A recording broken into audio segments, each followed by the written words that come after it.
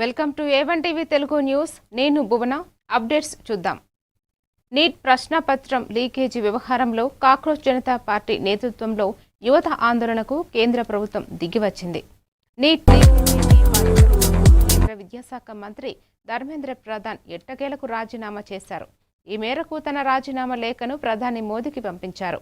రాజీనామా సందర్భంగా ధర్మేంద్ర ప్రధాన్ ఓ లేఖను తన సోషల్ మీడియా వేదికగా విడుదల చేశారు.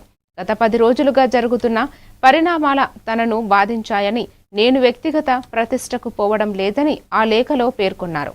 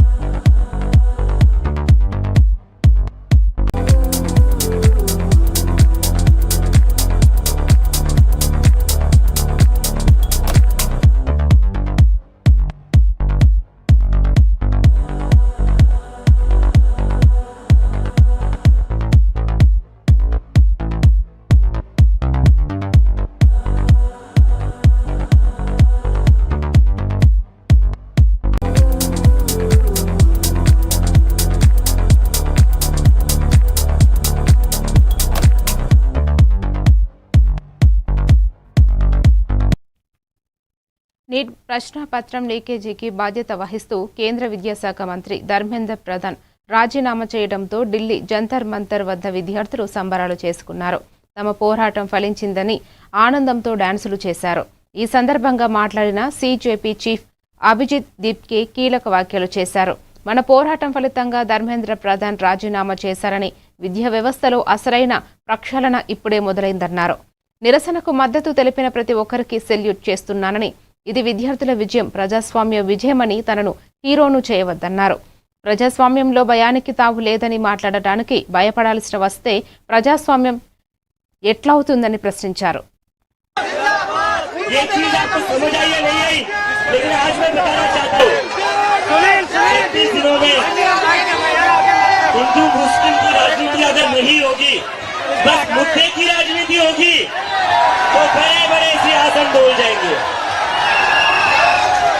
जब हिंदू और मुस्लिम की राजनीति से ऊपर उठकर हम मुद्दों की बात करेंगे तो देश का भला होगा.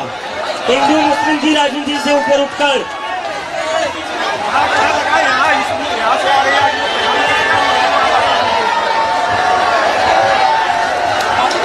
तो हिंदू मुस्लिम की राजनीति, हिंदू मुस्लिम की राजनीति, हिंदू मुस्लिम की राजनीति जोर से सबको, ये जो बैठे हुए ना 12 साल से अहंकार में इस्तीफे नहीं होते इनको सुनाई देनी चाहिए ये आवाज कि अब ये देश हिंदू मुस्लिम की राजनीति पर नहीं बैठेगा.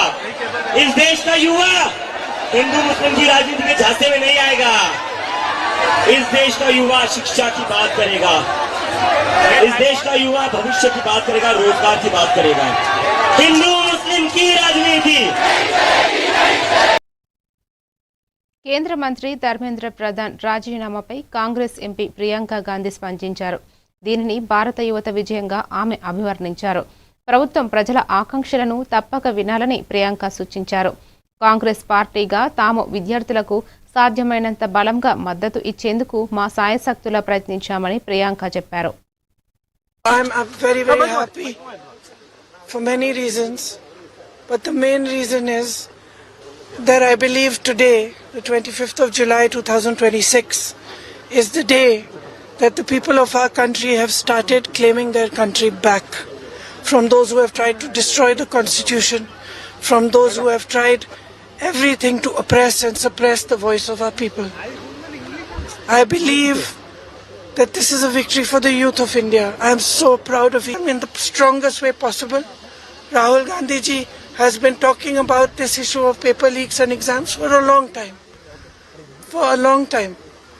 I think it's been over 2 or 3 years that he's been raising this issue. So I think that I want to compliment him as well, because he has raised this issue and he has got the rest of us in the party, the NSUI, the Youth Congress, to not only support the students but to create a movement all across the country for the rights of students, for the reform of our education system. So now I think this is the beginning, but I am really, really happy. I got a little bit emotional when I heard this news, because many times in these last 10 or 12 years I have thought to myself, when are our young people going to wake up? Look what is being done to our country. RSS is filling the entire educational system. Every post, every vice chancellor, the ideology of our forefathers has been broken down. Force is being used against young people, against anybody who raises their voice. NEET paper లీకుకు వ్యతిరేకంగా విద్యార్థులు చేస్తున్న నిరసనలకు మరోసారి కాంగ్రెస్ అగ్రనేత రాహుల్ గాంధీ మద్దతు తెలిపారు. జంతర్ మంతర్ వద్దకు వెళ్లిన ఆయన నిరసనల్లో పాల్గొన్న విద్యార్థులతో మాట్లాడారు. అనంతరం అక్కడే ఏర్పాటు చేసిన మీడియాతో ఆయన మాట్లాడుతూ విద్యార్థులపై జరుగుతున్న దాడులు, పరీక్షల లీకేజీల వ్యవహారంపై కేంద్ర ప్రభుత్వంపై తీవ్ర స్థాయిలో ధ్వజమెత్తారు. ఆందోళనల్లో అనేక మంది విద్యార్థులు తీవ్రంగా గాయపడ్డారని, వారిపై లాఠీచార్జీలు చేసి కాళ్లు, తలలు విరగొట్టారని ఆయన మండిపడ్డారు. ఈ దారుణానికి కారణమైన నిర్వాహకులు, అధికారులను కఠినంగా శిక్షించాలని డిమాండ్ చేశారు.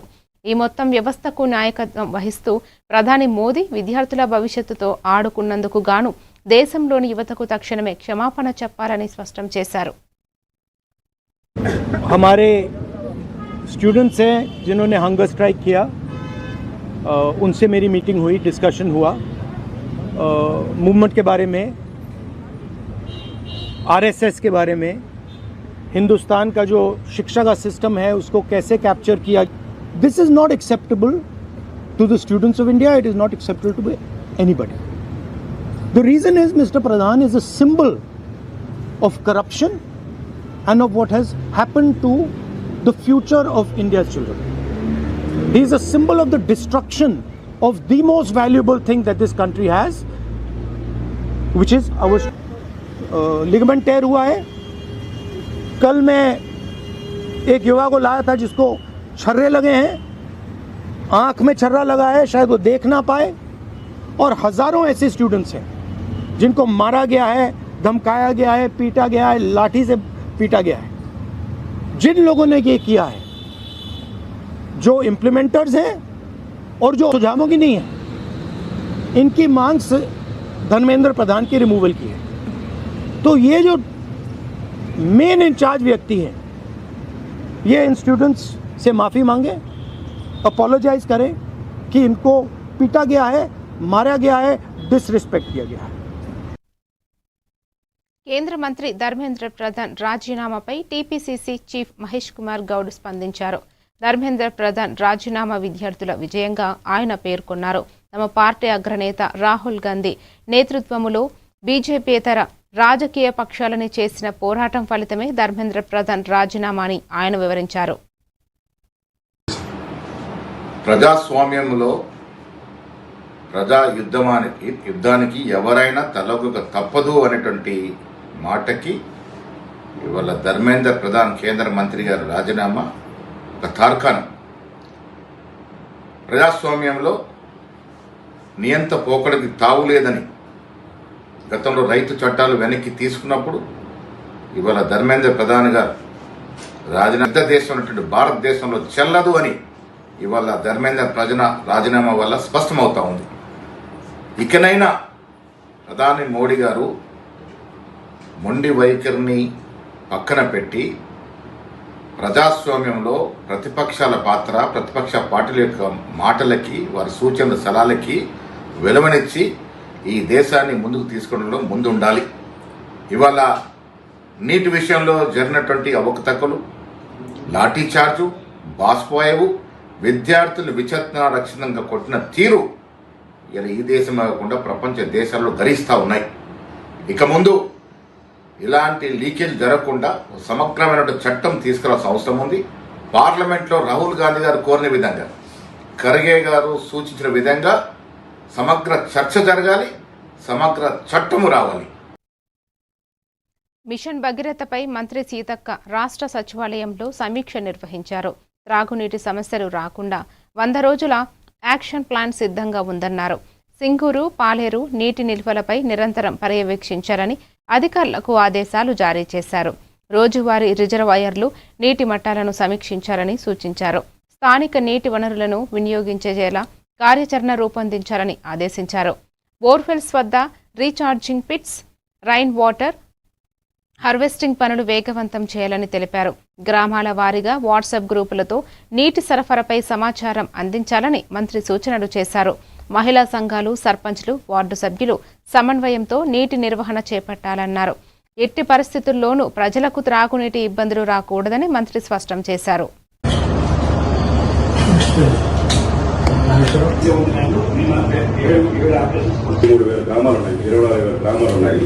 24 గ్రామాల్లో ఈ కమ్యూనికేషన్ స్ట్రాటజీ డెవలప్ కావాలి. Hall mark of our department.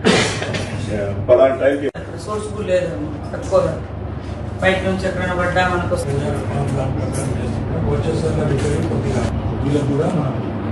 October 40,000 tap connections లేదు. తర్వాత గ్రామ పంచాయతీ ఫండ్స్ ఫైనాన్స్ ఎంత వాటర్ పోతే అంత వాటర్ తిరిగి వేసుకుంటా ఉండాలి. తర్వాత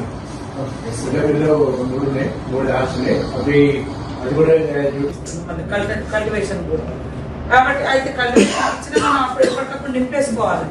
వాళ్ళ కాన్సెప్ట్ తోటి ఉండాలి ఇరిగేషన్ వాళ్ళు.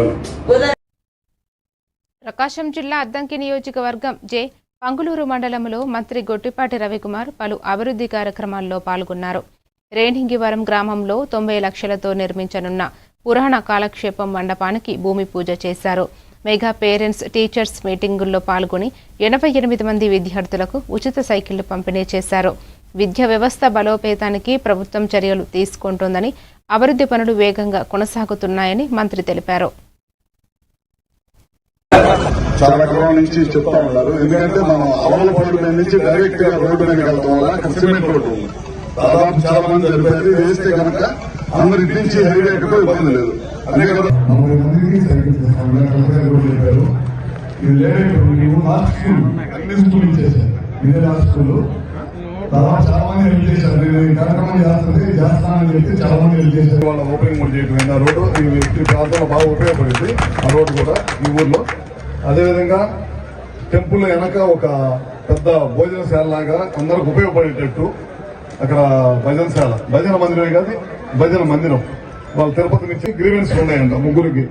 ఆ సమస్య ఏదో ఉంది. అది ఇమీడియట్ గా వెరిఫై చేయాలన్నాడు. రికార్డులు వెరిఫై చేసి ఇంకొక 8 మందికి ఏదో రావాలన్నారు. ఇది ఒక్కసారి చెక్ చేసి తొందరలోనే ఆ 8 మందికి ఎవరికైతే పర్లేదు అన్ని కూడా తప్పకుండా ఇచ్చే కార్యక్రమం చేస్తాం. ఇక్కడ మండలంలో కూడా మీరు చూడండి, ఈ ఊర్లో కాకుండా మండలంలో కూడా ఎంతమంది ఎలిజిబిలిటీ ఇంకొక చోట అక్కడ ఒకటి ఉంది.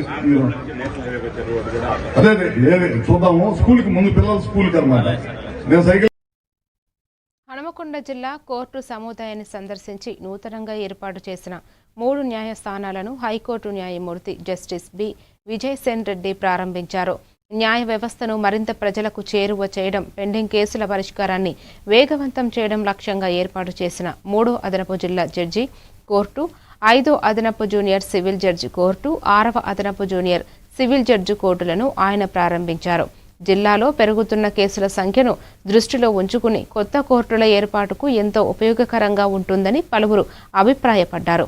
కొంత న్యాయస్థానాల ద్వారా కేసుల విచారణ వేగవంతమై ప్రజలకు త్వరితగతిన న్యాయం అందే అవకాశం ఉంటుందని పేర్కొన్నారు.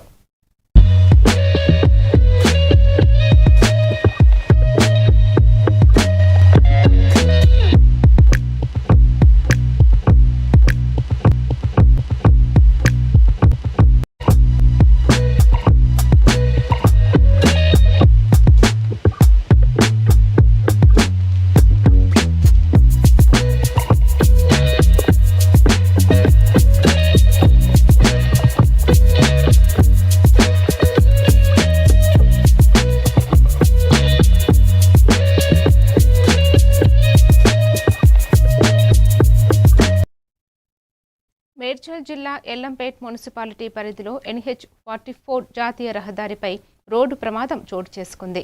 సెయింట్ క్లారెన్స్ స్కూల్కు చెందిన బస్సు రోడ్డుపై ఆగి ఉన్న లారీని వెనుక నుంచి ఢీకొట్టింది. ఈ ప్రమాదంలో బస్సులో ప్రయాణిస్తున్న 2 విద్యార్థులకు స్వల్ప గాయాలు కాగా వారిని వెంటనే సమీప ఆసుపత్రికి తరలించి చికిత్స అందించారు. ప్రమాద సమయంలో బస్సులో ఉన్న ఇతర విద్యార్థులు సురక్షితంగా బయటపడడంతో పెను ప్రమాదం తప్పింది.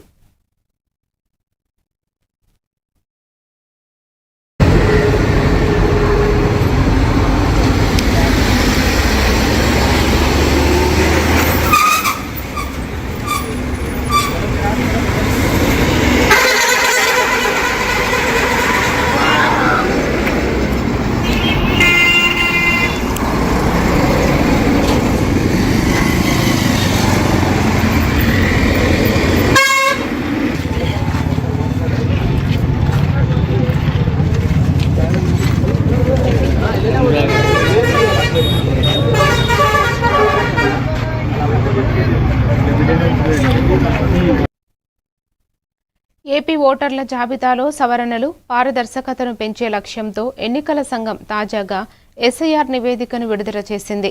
రాష్ట్ర వ్యాప్తంగా చేపట్టిన ఈ సమగ్ర పరిశీలనలో భారీ సంఖ్యలో అనర్హత ఓటు ఉన్నట్లు తేలింది.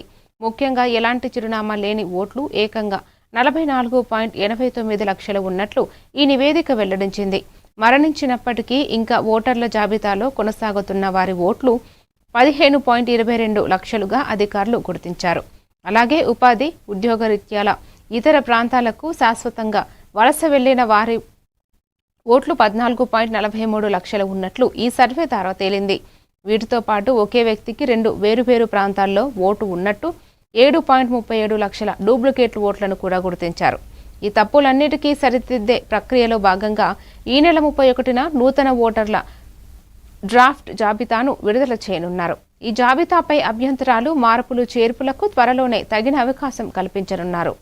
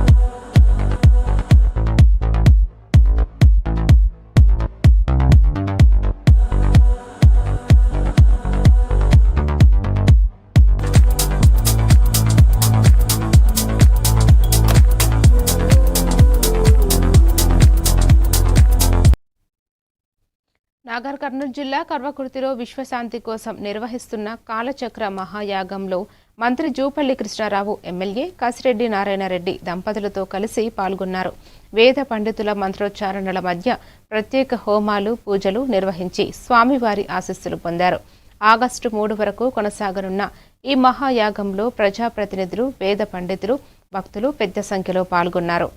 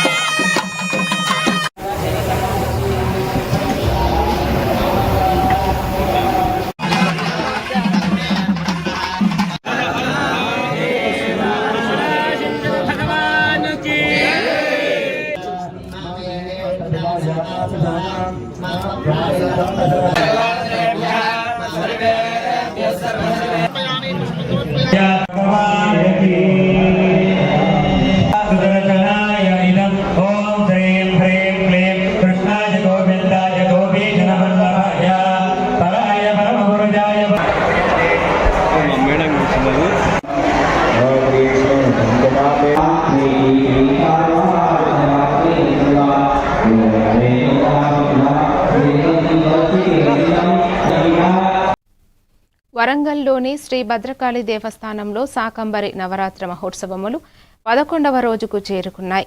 ఇక తొలి ఏకాదశి కావడంతో భక్తులు దేవాలయానికి అధిక సంఖ్యలో వచ్చారు. ఈ రోజు నుండి విష్ణుమూర్తి పాలకడిలో శేషపాన్పుపై 4 నెలల పాటు నిద్రిస్తాడని ఆలయ ప్రధాన అర్చకులు శ్రీ భద్రకాళి శేషు తెలిపారు.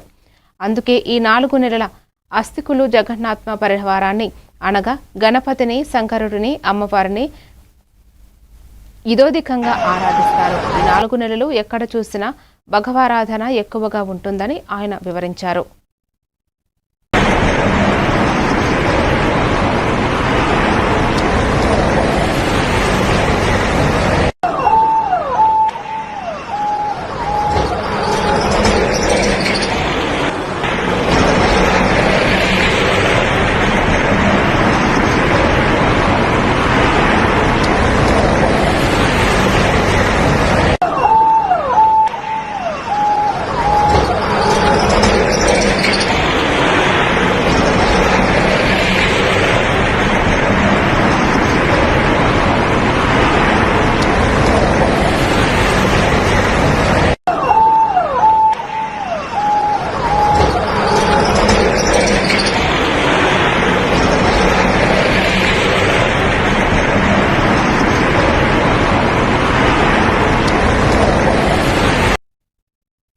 భారీ వర్షాల కారణంగా 6 రోజుల పాటు నిలిచిపోయిన అమర్నాథ్ వార్షిక యాత్ర శనివారం పునఃప్రారంభమైంది.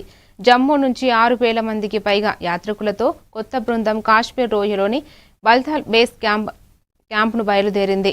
అధికారుల నివేదిక ప్రకారం యాత్రికుల్లో 1,470 మంది మహిళలు, 25 మంది పిల్లలు, 54 మంది సాధువులతో సహా మొత్తం 6,269 మందితో కూడిన 18వ బృందం యాత్ర ప్రారంభించింది.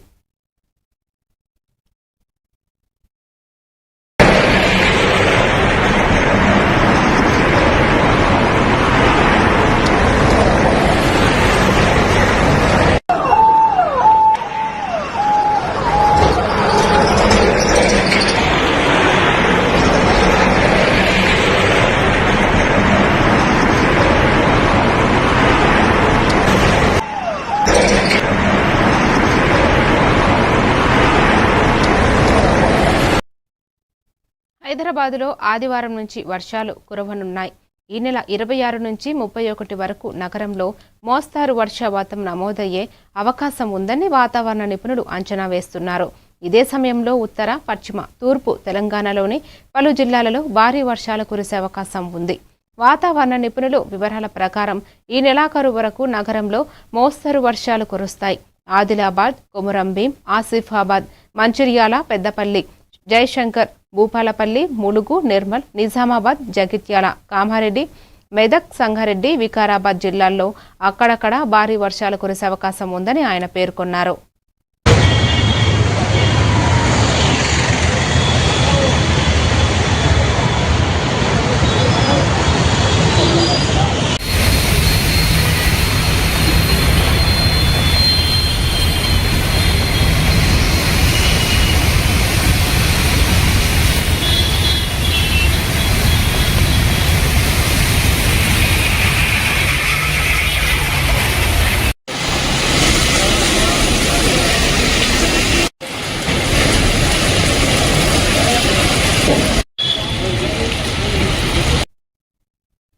మరిన్ని అప్డేట్స్తో మళ్ళీ కలుద్దాం. Keep watching A1 TV Telugu news.